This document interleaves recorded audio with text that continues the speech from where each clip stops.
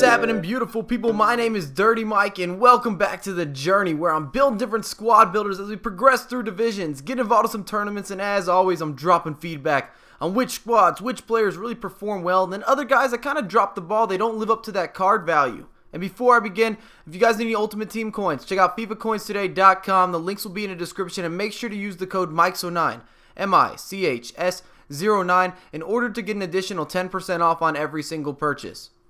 For today's video, we've got my most expensive squad, the Brazilian Sweat team, and we're including some big name players. We've got Pelé. That's right, Pelé, the one and only Mr. Holy Grail. And we also have Romário, two legendary players. I borrowed Pelé off a good friend of mine, Anderson Gibb, fellow YouTuber. I will leave the links in the description. And he's going to be pink slipping him live on Twitch TV, so everybody knows it's legit.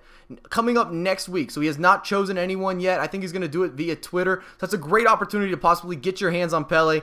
And then I also got Romário, Freddy Vasquez. He's actually a Brazilian YouTuber, and Romário is one of his favorite players. And bam, that's how I grabbed him. His links will be in the description as we get into match number 1. 352, 3 informs. I'm not worried, I'm not concerned, but I must admit this.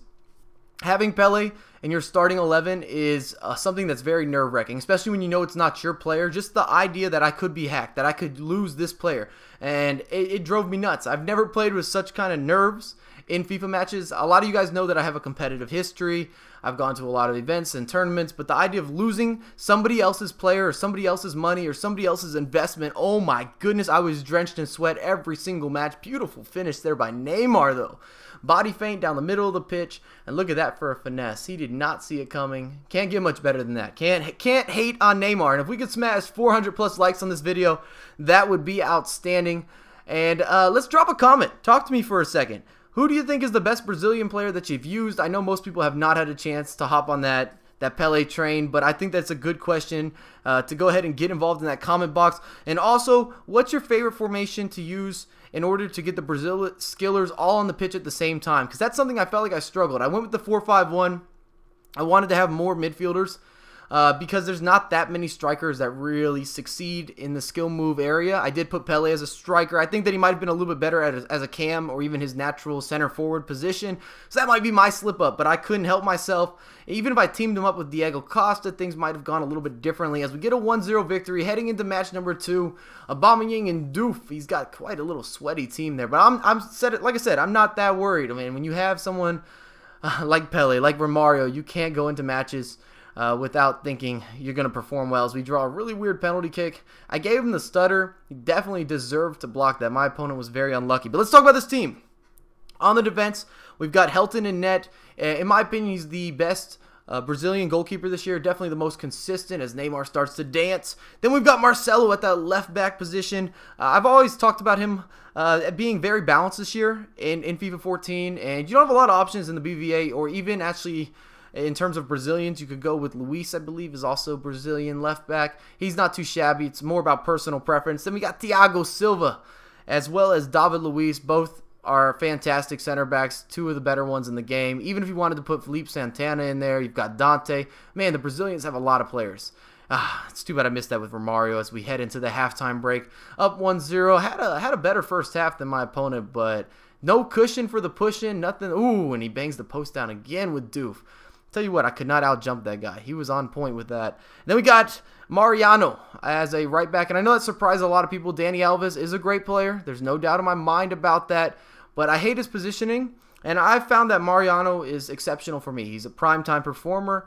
I've never felt nervous or concerned about things when using him, so for me, Mariano is premium quality, and ooh, if that would have dipped in, that would have been one of the best goals, one of the best matches that I've had. Like, just put a little razzle-dazzle on him. I think I pulled 4 body feints in a row there with Romário, and opposition could not deal with it. Could not deal. As we get into the last match, he's got the inform. I believe that's Ramos. I actually pulled that card in a pack. Unfortunately, I got it before the new transfers were out and about. I would put Ramirez as a center mid. It's a pretty easy choice there. He runs everywhere, and oh, if we would have had that skill run, things would have been special. Then I got Willian on the outside left mid position. You can play him as a left winger as well, depending in formation. And I don't think there's really a better left winger or left mid as Pelé with a perfect finish.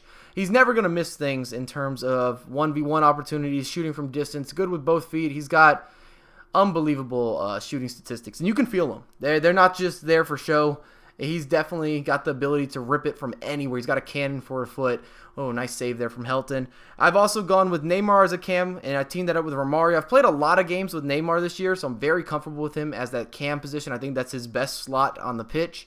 And Romário is one of those guys. It's going to take you a little bit of time to get used to him, but he's very similar to Neymar. He can dance anywhere. He executes skill moves much faster than most players.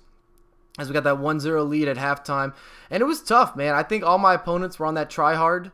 And that means that when people see you with a Legends team, they focus up. They are determined to beat you in matches. And I put Hulk on the outside. It gives a little bit of a different feel having Hulk on this team. He's skillful, but he's more of a power player. And then, of course, Pelé at that striker position was something that you got to try out. He's immense.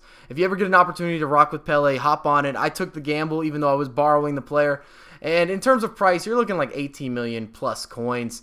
And for pros with the team, amazing skill everywhere on the pitch. You have great speed for counterattacking opportunities. And then cons, of course, is I wish that I did a different formation, I think. I didn't like some of the positioning with some of these players in the 4-5-1. I thought it was a little bit too defensive. And then, of course, lack of size. If you need crosses to win matches, you're going to struggle a little bit. But marquee player Pelé, he's got the pace, he's got the skill, he's got the shooting ability. You name it, he can do it. There's really nothing you can say about him that's negative other than he's not the strongest guy and he's not going to beat a lot of people in the air. And that's why I think you need to have him at that center forward or that cam position if you want to succeed as high as possible. You want his true potential. I think that would definitely be a bigger or a better circumstance for him. Unfortunately, I didn't know that. It took me a few games to kind of make that assessment. But if you enjoyed the video, drop a thumbs up, subscribe to my channel, and follow me on Twitter at MikeSon9USA. I have a lot more content coming to you ASAP.